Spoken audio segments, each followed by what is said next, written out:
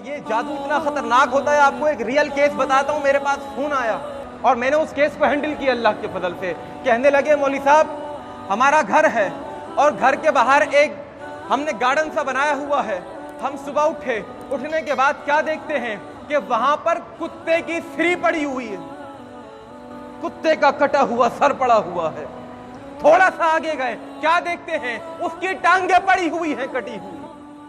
मैंने बोला भाई और कोई अलामात हैं और कुछ सिम्टम्स हैं, हो सकता है किसी ने ऐसे ही डाल दिया हो। कहने लगे मौलवी साहब मामला ये है, हम सोते हैं हमारे तकिए में से सुइयां निकलती हैं, हम अपनी कबड़ खोलते हैं, अपनी अलमारी खोलते हैं, हमारे जो कपड़े हैं उन कपड़ों के ऊपर ऐसा लगता है किसी ने कैंचियां चलाई हुई हैं। मैंने बोला भाई बस और कुछ भी है। कहने लगे मौलवी साहब मामला यहां तक पहुंच चुका है, जब हम अपने वॉशरूम में जाते हैं और वॉशरूम की दीवारों पे देखते हैं वहां पे खून नजर आता है। और खुदा की कसम मिंबर रसूल के ऊपर खड़ा हुआ हूं, झूठ नहीं कह रहा, उन्होंने वीडियो बना के मुझे भेजी है, मेरे मोबाइल के अंदर सेव है।